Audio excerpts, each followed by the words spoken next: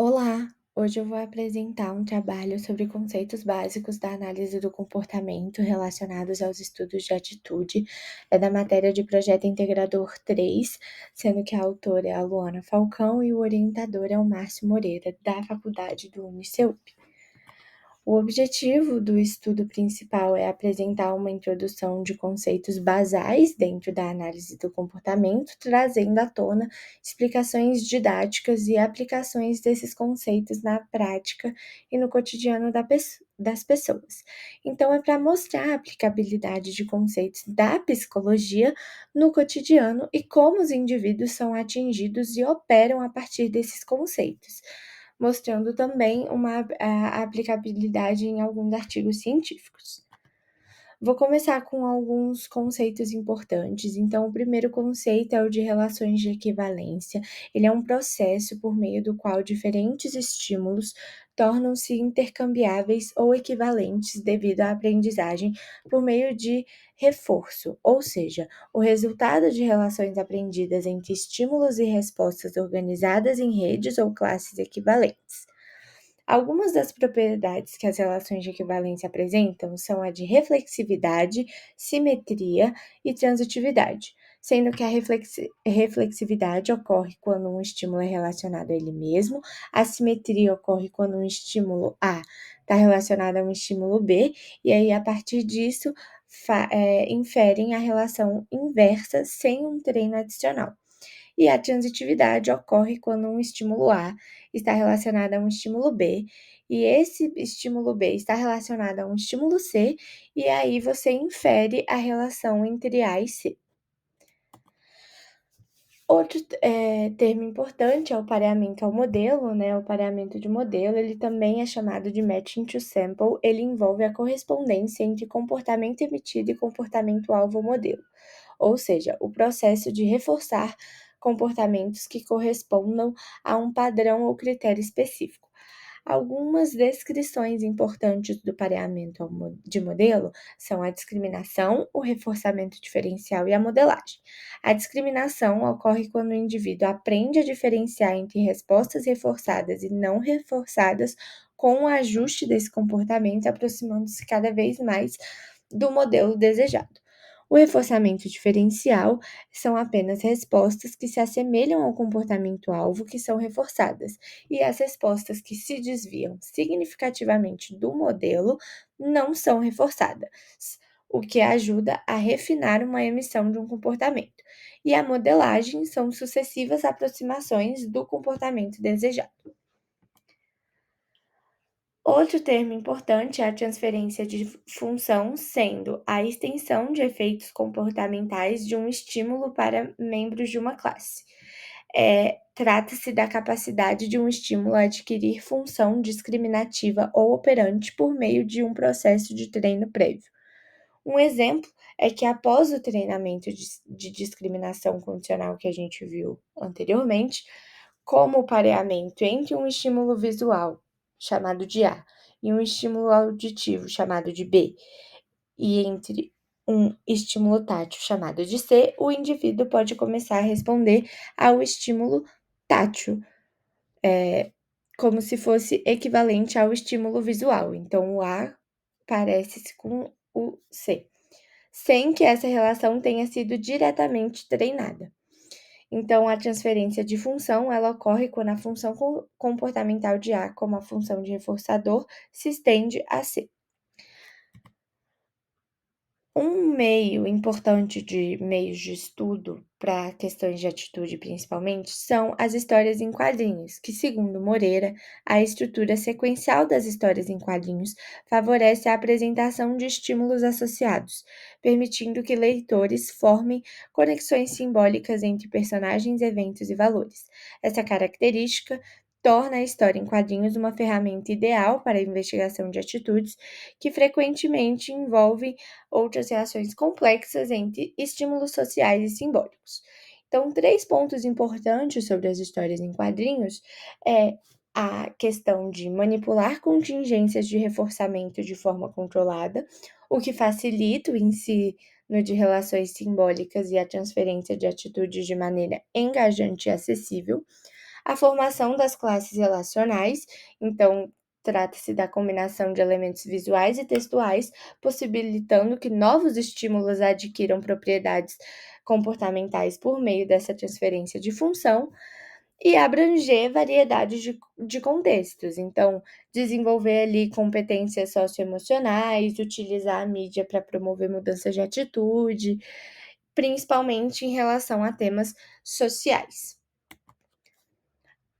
Agora falando um pouquinho de atitudes, atitudes tratam-se da predisposição aprendida que influencia a forma como o indivíduo reage a objetos, pessoas ou eventos. Essa predisposição é organizada relativamente estável, refletindo uma avaliação positiva ou negativa em relação a um objeto específico. A atitude refere-se à avaliação favorável ou desfavorável de crenças e sentimentos em relação a um objeto, pessoa, grupo ou conceito. Ela é formada por meio de interações de fatores cognitivos, afetivos e comportamentais. Três pontos importantes que a gente traz com relação a mudanças de atitude é quando acontecem, o paradigma de equivalência e como é influenciada, né, principalmente nas mídias. Então, elas acontecem quando ocorrem alterações nas contingências ambientais que promovem uma reorganização das relações comportamentais previamente estabelecidas. No paradigma de equivalência, é possível alterar a função de estímulos por meio da introdução de novos membros em uma classe relacional, e esses novos comportamentos podem emergir a partir de relações simbólicas entre estímulos que inicialmente não possuíam conexões diretas, no caso. E aí, as influências das mídias vêm com as intervenções educacionais, utilizar as histórias em quadrinhos para promover mudanças positivas, né? Trazer evidências, ênfase para esse tipo de estudo. Agora eu vou trazer um pouco de um estudo que eu utilizei como base do meu estudo, que foi o de resistência à mudança de atitude preconceituosa e racial, avaliada pelo paradigma de equivalência de estímulos, que foi escrito por Marília Pinheiro de Carvalho em 2010. Então, pontos principais, né? Com relação aos preconceitos, quando um estímulo, como a cor da pele de uma pessoa, é associada a uma função aversiva ou preconceituosa, essa função pode ser transferida para outros estímulos relacionados, como o nome de uma pessoa, símbolos culturais, mesmo que esses estímulos não tenham sido diretamente envolvidos no processo de preconceito. Enfim. E aí tem a generalização, desculpa, comportamental, que com a classe de equivalência estabelecida, os novos estímulos, eles compartilham as semelhanças e os estímulos preconceituosos podem evocar as mesmas respostas atitudinais. E as respostas, elas são tanto cognitivas, emocionais e comportamentais. O método desse estudo basicamente é composto por participantes sendo 2 meninas e 2 meninos entre 9 e 10 anos, que são estudantes de escolas públicas. O local onde foi aplicado o estudo foi uma sala isolada no Departamento de Psicologia da Universidade Federal de São Carlos. Os equipamentos utilizados foram computadores e um software especializado para tarefas de matching to sample, né, que é o paradigma de matching to sample, e os materiais utilizados foram estímulos visuais que consistiram em imagens de faces de negros e brancos e símbolos significativos, positivos e negativos, e formas abstratas tridimensionais. Também foram utilizadas fichas coloridas como reforçadores. E o procedimento geral ele traz aí uma fase 1 sendo a de pré-testes, uma fase 2 sendo a de treino de matching to sample e a fase 3 de pós-testes. Aqui eu mostro quais foram os estímulos utilizados, né? As faces dos negros, as faces brancas, os estímulos positivos, os estímulos negativos. Aqui temos a escala utilizada, então positivo, negativo, mal, bom, feio, bonito, alegre e triste. E aí, Aprofundando uma parte do estudo, né, já que o estudo B ele foi um procedimento, melhor desenvolvido do que o estudo A, eu trouxe aí o estudo B como fase. Na fase de pré-teste, na tarefa de paradigma de Matching to Sample, os participantes emparelharam, desculpa, os estímulos do conjunto C, que são as faces, com os estímulos do conjunto A, que são os símbolos positivos e negativos, em uma condição de extinção. Já na fase 2 do treino de Matching to Sample, a equivalência entre os estímulos positivos A1, as formas abstratas do B1 e as faces de negros C1 re- vão sendo revertidas através de associações prévias negativas.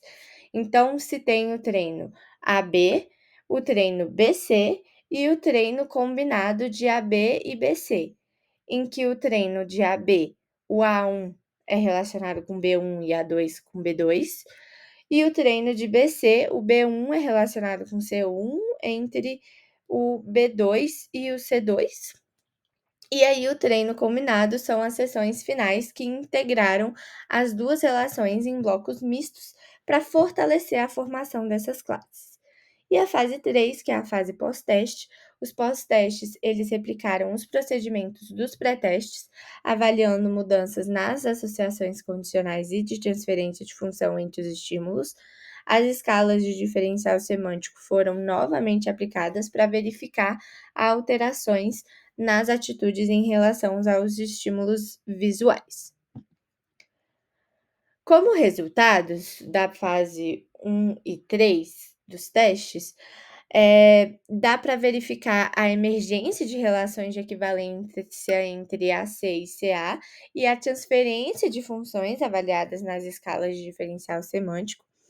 Os testes críticos de equivalência não apresentaram resultados uniformes entre os participantes, e os dados revelaram uma mudança modesta nas avaliações de um participante, que demonstrou uma maior frequência de avaliações positivas para as faces de negros em comparação aos pré-testes. Mas, no entanto, essas mudanças não foram significativas o suficiente para indicar uma reversão completa de atitude. E os outros participantes mantiveram os padrões semelhantes aos observados na fase 1, né, no pré-teste, sugerindo a resistência às mudanças de atitude. Aí aqui eu trouxe um gráfico da fase 2, né, do treino de Matching to Sample, que está descrevendo a distribuição das respostas. Então, de uma forma geral, os participantes apresentaram uma curva de aprendizagem eficiente. 2 participantes completaram o treino em 3 sessões e um participante necessitou de 5 sessões, evidenciando também uma leve variabilidade individual na aquisição dessa atitude. Para a discussão, né, apenas uma minoria dos participantes formou uma classe de equivalência que ligassem os negros aos símbolos positivos. Essa transferência de funções positivas foi limitada e com pouca alteração nos scores atitudinais. Os estímulos carregados de significado pré-experimental mostraram forte resistência às mudanças baseadas em reforçamento experimental. E a gente vê também que a história social e a cultura dos participantes competiu com as contingências experimentais. A partir desses resultados, a autora traz à tona 4 hipóteses do que pode ter acontecido para essa resistência de mudança de atitude. Então, a longa exposição de um participante para a tentativa desse tipo pode ter fortalecido a associação entre negros e símbolos negativos. Então, o responder pode ser refinado e diferenciado, como se ocorresse uma aquisição de um desempenho pela reexposição de demandas do teste. Na hipótese 2, a forma de instrução apresentada no início do teste, que especificava a seleção dos estímulos que os participantes julgassem, né, que combinavam entre si, pode ter sugerido o desempenho no pós-teste, e aí não precisava estar atrelado à experiência decorrida no treino. de modo que os participantes podem ter descolado um tipo de tarefa do outro e apenas repetido no pós-teste aquilo que já haviam feito no pré-teste.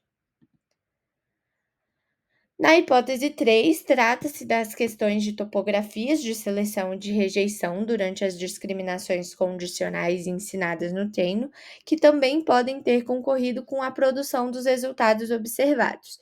Então, considerando que o procedimento delineado ele empregou apenas dois estímulos de comparação, não foi possível garantir qual topografia controlou responder. E aí, na hipótese 4, trata-se da inclusão de fotos de brancos nos testes, que pode ter competido com a associação dos negros como símbolo positivo. Então, Bortolotti e De Rose, eles argumentaram que no fenômeno da equivalência de estímulos é possível que haja graus de relacionamento entre estímulos em questão, de modo que alguns estímulos seriam mais equivalentes entre si do que outros. Trazendo à tona aqui a questão da escala diferencial semântico também, que foi muito utilizada no estudo, desculpa, da De Carvalho. Ela foi desenvolvida por Osgood em 1957. É uma ferramenta que permite a avaliação de atitudes por meio de pares de adjetivos opostos. Este método é para mensurar reações emocionais e avaliativas em relação a estímulos variados, sejam estes conceitos abstratos ou representações simbólicas, como personagens de histórias em quadrinhos. Eu trouxe aqui alguns outros tipos de escala de diferencial semântico, então escala de diferencial semântico padrão, a escala visual analógica, escala diferencial semântica multi-item, escala diferencial semântica intercultural, escala diferencial semântica específica da emoção e a escala diferencial semântica específica de domínio. E aí, nos estudos vistos, né, de equivalência de De Rose, ele demonstrou que a escala de diferencial semântico ela é útil para avaliar justamente a transferência de função entre os estímulos pertencentes à mesma classe de equivalência. Então, para finalizar, esse estudo ele demonstra a relevância de integrar as abordagens teóricas e metodológicas da análise do comportamento para compreender e apurar fenômenos sociais complexos como atitudes preconceituosas. A combinação das ferramentas, como o paradigma de equivalência de estímulos, o procedimento de pareamento ao modelo e a escala diferencial semântica, ela oferece uma base sólida para investigar a formação e a modificação de atitudes a partir de estímulos que evidenciam os desafios para ocorrer as mudanças de atitudes. Obrigada, agradeço a sua atenção.